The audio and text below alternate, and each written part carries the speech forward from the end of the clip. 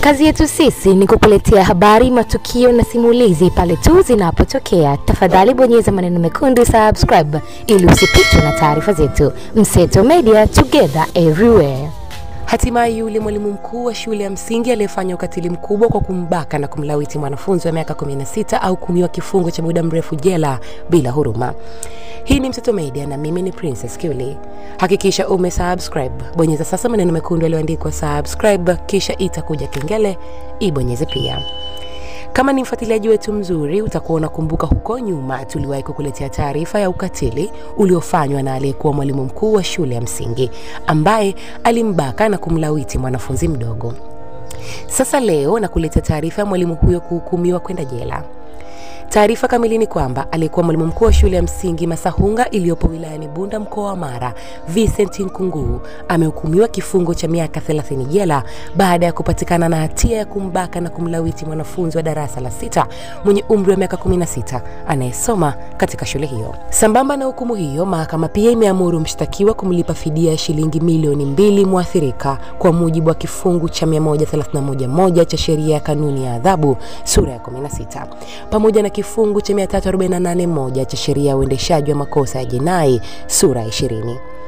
Hukumu hiyo imetolewa Aprili 23, 2025 na hakimu mwandamizi Bertrand Sokanya baada ya kuridhishwa na ushahidi uliotolewa na upande wa mashtaka.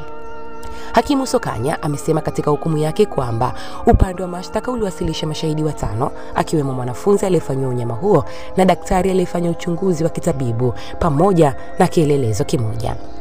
Kwa upande wa utetezi walileta mashahidi 2, mke wa mshtakiwa na mwalimu mwenzake, bila kuambatanisha vielelezo vyovyote. Akiainisha mazingira ya tukio, hakimu amesema kuwa Machi 8 mwanafunzi huyo alifika nyumbani kwa mwalimu huyo kufuatia ombi la mke wa mwalimu huyo kutokana na undugu wa kifamilia. Alitakiwa kuwahudumia watoto kwa kupika chakula, kwani mama huyo alikuwa anakwenda kanisani.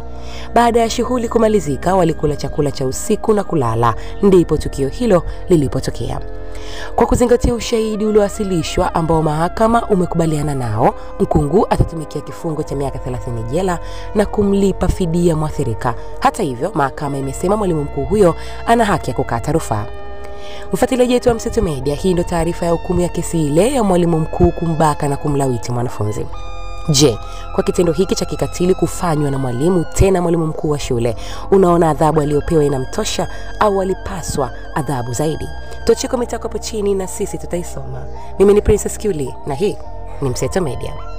Hakikisha umesubscribe, comment, like na kushare. Mseto Media, we connect everywhere.